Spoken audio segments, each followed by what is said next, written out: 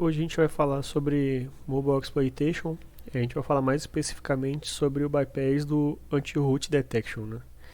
Mas antes da gente ir lá para a parte prática, a gente vai passar por alguns conceitos aqui que são fundamentais, né, para que a gente consiga entender depois o que está sendo realizado. Então, eu costumo dividir o Pentest Mobile em duas fases, né? A primeira fase, que é a quebra das proteções, e a segunda fase ali, que é depois que a gente quebrou as proteções, a gente testar a comunicação com a API, a comunicação com o servidor, né? Enfim. Então, hoje é muito comum, né? Na verdade, é bem difícil a gente encontrar uma empresa aí grande, uma instituição financeira, né? Essas empresas aí que a gente conhece, que tenham o seu app sem proteção, né? Praticamente todas as empresas elas utilizam proteções ali no app, com a ideia de tentar dificultar um pouco mais a vida do atacante, né? Então, diferente de um teste web, onde o servidor ele fica lá do lado da empresa, né, onde a empresa tem total controle sobre ele, e o cliente ele só consegue realizar requisições ali que estão autorizadas, né? Num teste mobile, o app ele está todo do lado do cliente, né? Ele é o oposto. Então, todo o código, tudo da aplicação, ela está nas mãos do cliente, ela está aqui no celular instalado. Então, isso permite que um atacante ele consiga fazer essa engenharia reversa e consiga encontrar ali algumas formas de atacar essa empresa, ou então informações ali que ele pode utilizar para ações maliciosas, né? E a gente não tem como impedir isso, justamente por essa ideia, né, de que está tudo aqui do lado do cliente. Então, uma das formas da gente se proteger quanto a isso é utilizar diversas proteções no nosso app. Então, utilizar um código ofuscado para dificultar a vida do atacante, colocar proteções ali, por exemplo, do anti-root, anti-frida, anti-emulador. Então, essas proteções elas vão dificultando cada vez mais a vida ali do atacante, de forma que ele demore muito para conseguir realizar essa engenharia reversa e quebrar essas proteções. Então, como eu falei, né, não é impossível, né, até porque esse atacante ele tem todo o tempo do mundo, então ele pode demorar ali 1, 2 anos para quebrar esse app, mas uma hora ele vai conseguir, né? Mas a ideia é dificultar tanto e deixar tão demorado esse processo que novas atualizações do aplicativo elas aconteçam em tempos menores do que o tempo em que o atacante demora para realizar a quebra. Então, toda vez que sair uma atualização, aquele trabalho que o atacante ele já fez, ele vai ser perdido porque o app atualizou, e é dessa forma que a gente se mantém protegido, né? A gente tem um aplicativo atualizando em tempos, né, determinados, que é um tempo muito menor do que o tempo que o atacante demora para realizar essas quebras, né? Então vai ser sobre essa primeira parte que a gente vai falar hoje. E essa quebra das proteções, né, essa primeira fase, ela pode ser dividida em algumas subfases, vamos dizer assim, né? Então, eu tenho a engenharia reversa do aplicativo, eu tenho o code review, né, para entender como esse aplicativo ele está funcionando, como essas funções foram colocadas, né? E depois disso, quando eu tenho um entendimento, eu tento realizar o hook dessas funções para alterar o comportamento desse app, né? E permitir com que eu execute o meu teste, né? Ou a minha ação maliciosa. Então, para isso a gente utiliza algumas ferramentas, né? Existem diversas ferramentas e para cada fase dessas existem várias ferramentas. Então, se a gente for falar de engenharia reversa, a gente tem várias. Para code review, a gente tem várias. Mas eu acabei separando duas ferramentas aqui para essa aula, que são duas ferramentas que eu gosto bastante e eu utilizo bastante no meu dia a dia, né?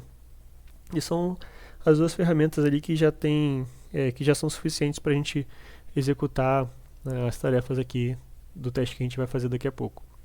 Então a primeira delas é o JADX, né? O JADX ele é uma ferramenta que é utilizada para realizar o disassembly de um pacote APK e transformar isso em Java. Então eu pego ali o arquivo do meu app, né, o arquivo APK, e eu faço a engenharia reversa dele e transformo aquelas informações em um código Java. Então isso facilita bastante na hora de fazer o code review e na hora de encontrar ali o que a gente quer no código, porque é muito mais fácil para a gente ler um código em Java do que ficar lendo lendo códigos de baixo nível ali, por exemplo, do Smile, né? Enfim, né? Então aqui está o GitHub do projeto, essa é a primeira ferramenta que a gente vai utilizar. E a segunda ferramenta é o Frida, né? O Frida, ele basicamente executa uma interceptação e modificação, né, do nosso aplicativo ali em tempo de execução, né? Então ele faz o que a gente conhece como hook, né? Então a gente consegue alterar o fluxo do nosso programa em tempo de execução, do nosso programa, do nosso app, né? Então como que ele funciona, né? Basicamente o Frida ele funciona dessa forma aqui. Ele é dividido em duas partes, né? O Frida Client, que fica aqui no computador, e o Frida Server, que é instalado dentro do nosso dispositivo, né? Pode ser do nosso emulador, do nosso telefone, enfim. Ele é executado como root, né? Ele também pode ser instalado em telefones que não tem root, só que ele tem ali as suas funções um pouco limitadas, né?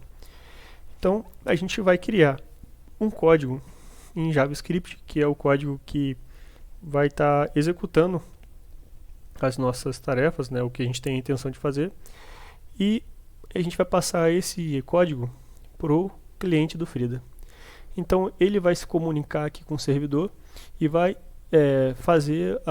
ele vai instanciar, né, ele vai abrir esse app, né, que a gente vai passar para ele, e aí ele vai pegar esse código JavaScript que a gente criou e vai injetar ele dentro da JavaScript Engine que está rodando lá no app.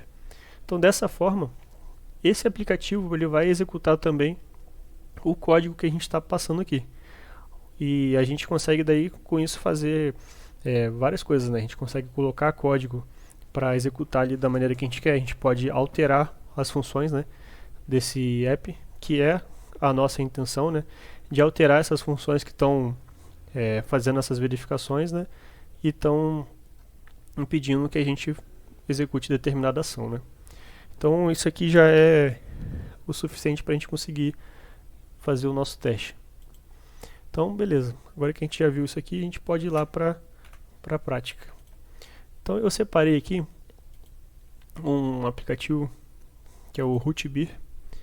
Ele é bem simples, né? A gente pode ver aqui, né, uma tela em branco. Esse Rootbeer, ele é uma biblioteca que ela é bem famosa até, e ela é bastante utilizada, e ele verifica se o dispositivo que ele está instalado ele está rootado ou não. Então ele realiza uma série de verificações ali e ele retorna ali pro dev se esse dispositivo ele está rootado ou não. E com isso o dev ele consegue tomar uma ação que ele quiser. Então ele pode quebrar o app, né? Ele pode diminuir as funções, né, desse aplicativo e enfim, né, ele pode tomar ali a ação que ele quiser. Então vamos executar ele aqui. Ele não tem nada, ele tem só um cadeadinho aqui, mas quando a gente clica aqui nesse cadeado, ele começa a fazer uma série de verificações ali. Então, como a gente pode ver aqui, ele falhou em duas, né? E ele identificou que o nosso dispositivo está rootado. E de fato ele está mesmo, né? Esse aqui é um emulador que a gente está utilizando e ele é um emulador que tem uma imagem aqui rootada. Então beleza, a gente já pode começar agora o nosso teste, né? Tendo em vista que a gente já entendeu o funcionamento aqui, que é bem simples, né, desse aplicativo. Então, só um adendo, né? Eu não vou passar agora essa parte de criação e configuração do ambiente, né? Eu já vou direto para essa parte do teste mesmo e da quebra de proteção. E aí a configuração e criação do ambiente aqui para teste, né? Instalação do emulador, enfim, instalação do Frida, isso aí fica para um outro momento, beleza? Então, a primeira coisa que a gente precisa fazer é fazer a engenharia reversa ali do app e pegar o código dele em Java, né? Então, esse aqui é o JADX, né? É bem simples também, e ele fica esperando a gente passar para ele algum arquivo. Eu vou jogar aqui o APK desse aplicativo aqui que a gente acabou de executar. Então ele vai carregar aqui esse app, esse APK, e já vai fazer engenharia reversa, né? Então ele já acabou aqui, foi bem rápido. E aqui a gente tem todo o código fonte dessa aplicação e aqui alguns recursos, né? A gente pode começar vindo aqui no Android Manifest e a gente vem aqui para identificar qual que é a main activity, né, desse aplicativo, né? Então a gente já pode ver aqui, ó, a Intent Connection Main, que é essa activity aqui, que está aqui, ó. Que ela tem o nome de Main Activity mesmo, né? Então qual que é o caminho dela? Ele está aqui dentro de com, Scott, rootbeer, sample, Main Activity. Então a gente já pode abrir ela aqui. Com, Scott, sample, Main Activity. Beleza. Então o que que é a Main Activity, né? A Main Activity, ela é a Activity que vai aparecer pra gente quando a gente abrir o app, né? E o que que é a Activity? A Activity, ela é como se fosse uma página de um site, né? Então, como a gente está falando de app Android, então, em vez de a gente falar a página, a gente fala a Activity, né? Então, essa aqui é a Activity que a gente abriu ali, que apareceu ali aquela a página em branco, com um botãozinho, que foi aqui a primeira coisa que apareceu pra gente. Beleza. Nesse caso aqui a gente pode perceber também que o app ele não está ofuscado. Então isso aqui ajuda bastante o trabalho de quem está fazendo engenharia reversa, porque normalmente, né, as funções elas têm nomes bem claros, né, e mostram o que ela vai fazer. Então isso aí ajuda bastante para quem está fazendo engenharia reversa aqui entender o funcionamento desse código e encontrar, né, o que a gente está procurando. Então a gente tem aqui, ó, a onCreate, né, que é a função que é executada quando essa activity aqui ela é instanciada. Então a main activity é a activity que abre, a primeira activity que aparece ali quando a gente abre o app, e a onCreate é a primeira função que é executada quando essa activity aqui ela é instanciada, né? Então aqui ela chama outras duas funções, ó, IntentView, ResetView. Então a gente tem aqui, ó, dentro da initView, ele faz algumas ações aqui. Então ele tem aqui a outra função do onClick, né? Que é quando a gente aperta aquele botão e aí ele faz o que? Ele chama essa função aqui que tem o nome de check4root, que é bem sugestiva, né? Então essa função aqui, ela chama outra função que é a ResetView e realiza algumas ações aqui. Beleza, então vamos começar a fazer a nossa análise aqui da Main Activity, né? Aqui no começo da Main Activity a gente tem duas classes sendo instanciadas aqui, ó. A Root Item Adapter e a Check4Root Worker. Então essa Check4Root aqui ela tem um nome bem sugestivo, né? Que é instanciada aqui como Check4Root. Então vamos ver o que ela faz, né? Se a gente clicar duas vezes aqui, ele já abre essa nova classe, né? Esse novo arquivo dessa classe. Então aqui ele também tem algumas funções e repara que ele também instancia aqui, esse rootbeer, ele instancia uma outra classe aqui chamada rootbeer, né? Que ele passa aqui. Então vamos ver o que essa rootbeer faz. Clicando duas vezes aqui, ele abriu também aqui o arquivo dessa outra classe. E repara que agora a gente tem uma série de funções aqui com nomes bem sugestivos, né? isRooted sem o BuzzBox, com o BuzzBox, Detect Test Keys, Detect Root Management Apps. Então, isso aqui parece muito com aquelas verificações que a gente viu lá no app. Então, provavelmente a gente encontrou aqui a classe que está fazendo aquelas verificações, né? Então, se a gente ver aqui, ó, Root Managed Apps, Potential Dangerous. Então, quais foram as verificações aqui que a gente não conseguiu passar, né? Foi essa aqui, a SuBinary e a Dangerous Props. Beleza, vamos procurar essas duas então. Vamos procurar primeiro aqui a SuBinary, né? Vamos ver se a gente acha ela aqui. Então, a gente encontrou aqui, ó, uma função chamada check4SuBinary, né? Então, provavelmente essa é a função que está verificando ali que a gente não passou. E o que ela faz, né?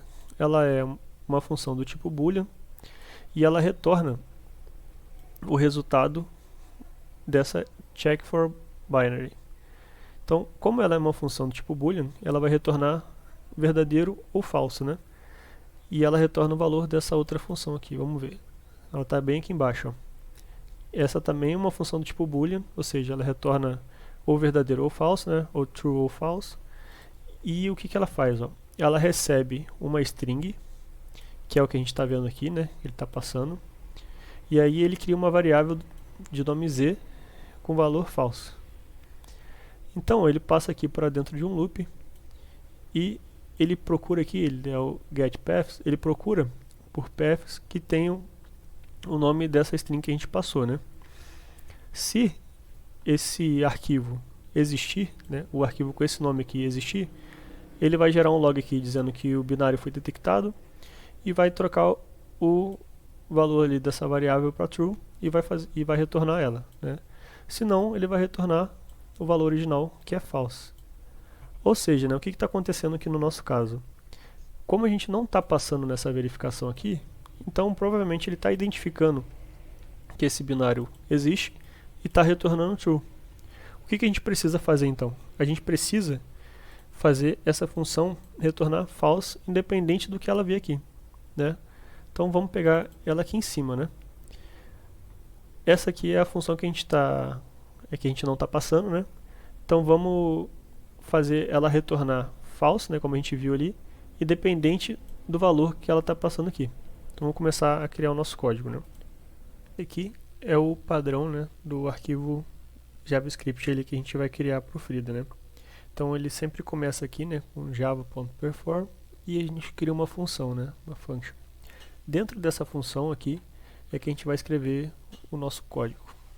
Então a primeira coisa que a gente precisa é pegar lá a classe que está sendo utilizada ali, que a gente viu, né, onde tem aquelas funções ali que estão verificando se aquele dispositivo tem root, né, todas aquelas verificações ali que a gente achou. Então a primeira coisa que eu vou fazer é criar uma variável, né, e eu vou chamar essa variável de rootBeer.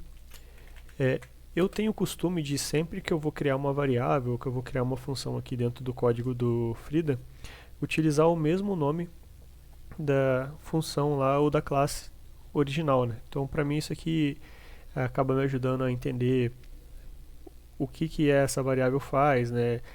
Qual função ou qual classe que eu estou trabalhando, então isso aqui ajuda bastante, né? Mas o nome aqui ele é indiferente, né? Você pode ficar à vontade para criar o nome que você quiser. Só que eu vou continuar seguindo esse padrão, né? Então eu vou criar essa variável e o que ela vai receber? Ela vai receber a classe que eu estou querendo, a classe da onde tem a função que eu quero fazer o hook, né? Então eu vou passar aqui java.use e vou passar o nome da minha classe, né? O nome completo lá. Eu não sei qual que é, então vamos lá ver no código. Aqui no Jagex, se eu vier aqui em cima e clicar com o botão direito, eu tenho uma opção de copiar o nome, ó. Então eu vou copiar o nome aqui e ele já vai trazer para mim o nome completo dessa classe. Beleza. Agora eu vou criar uma outra variável que vai receber a função, né? E qual que é a função que a gente quer fazer o hook? É essa daqui. Eu vou copiar. E o que ela vai receber? Então eu vou vir aqui dentro dessa classe, né, que eu estou instanciando, e lá dentro eu vou pegar a função que tem esse nome. Beleza. E o que eu vou fazer com isso? Eu vou fazer um overload. Eu quero sobrescrever essa função com o código que eu vou criar aqui. Então, agora eu peguei aqui a classe, peguei essa função lá dentro da classe, e o que eu vou fazer?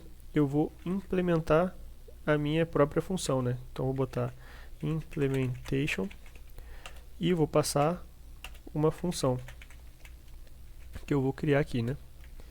Então aqui dentro eu vou criar o código da função aqui que eu vou fazer o hook, né? Beleza. Como a gente viu lá, ela está retornando aqui true, né? Dentro da essa função aqui, ela está verificando aqui se esse binário existe. Esse binário ele existe lá, então ele está retornando true. O que a gente precisa fazer é só trocar essa lógica, né? Então eu vou aqui simplesmente dar um return false. Pronto, né? O return false ele já vai mudar a lógica dessa função. Só que eu vou colocar também aqui um log para saber se está tudo certo, né? Então vou só colocar aqui uma mensagem dizendo que estou realizando o bypass dessa função. porque é uma forma de eu ter um controle também dessa minha implementação, né? E se ele mostrar essa mensagem aqui, é sinal que o meu código está funcionando e ele está chamando aqui a minha função. Beleza. Então eu vou salvar, vou vir aqui embaixo, vou executar o comando aqui do Frida, né? Então esse aqui que é o comando aqui do lado do cliente, Frida -u maiúsculo, -f, o nome do pacote lá, né? O pacote do aplicativo dentro do Android, né? O Package Manager, -l, o arquivo que tem o código que eu criei, que é o tibir, né? Que é esse que a gente está fazendo aqui, e o -- no pause, para ele não ficar esperando, né? Para ele já executar o Frida e já abrir o app, né? Para não ficar com o app pausado esperando eu continuar. Então beleza, vamos executar aqui. Ele abriu o app, né? Então vamos fazer uma verificação de novo. E repara que aqui ele já mostrou uma mensagem pra gente, né? Que foi o meu log. E agora ele está fazendo aqui as verificações. E a gente pode ver aqui, ó, que na primeira verificação aqui do subbinary ele já passou. Então isso quer dizer que a gente já conseguiu fazer o hook, né? E quebrar essa primeira verificação. E a gente ainda está falhando aqui nessa dangerous properties. Então vamos lá encontrar essa função agora. Dangerous properties, vamos ver. Pronto, aqui ó. A gente achou mais uma função que tem o nome check for dangerous properties, né? Que provavelmente é a função que está fazendo essa verificação. Então a gente vê aqui que ela tem um comportamento muito parecido, né? Ela também é uma função do tipo boolean, né? Ou seja, retorna verdadeiro ou falso. Ela faz ela pega algumas informações aqui do sistema, ela verifica aqui, né, se essa string aqui é igual a null. Se ela for igual a null, ela já retorna false daqui, né? Senão ela cria também uma variável de nome z com valor false e ela passa aqui pelo loop, né, passando por essas strings aqui que ele achou. E no final ele verifica, né, se essa string contém o valor que ele pegou aqui, né, que ele encontrou ali na verificação, ele mostra aqui no log que foi detectado e retorna true. Se não, ele vai retornar false, que é o valor inicial. Então, mais uma vez, a gente tem aqui uma função que está retornando o valor true e a gente precisa mudar esse valor, né, para retornar false. Então, vamos voltar lá para o código. Vou fechar aqui o app. E vamos voltar aqui para o código, né. Eu copiei aqui o nome da função. A gente já tem aqui a classe instanciada, né? Então eu não preciso fazer novamente, né, essa variável e instanciá-la de novo, porque essa função que a gente vai fazer agora, ela já está aqui, né, dentro dessa classe. Então eu posso simplesmente pegar essa parte de baixo aqui e instanciar essa nova função, né? Então eu vou até copiar aqui para ir mais rápido.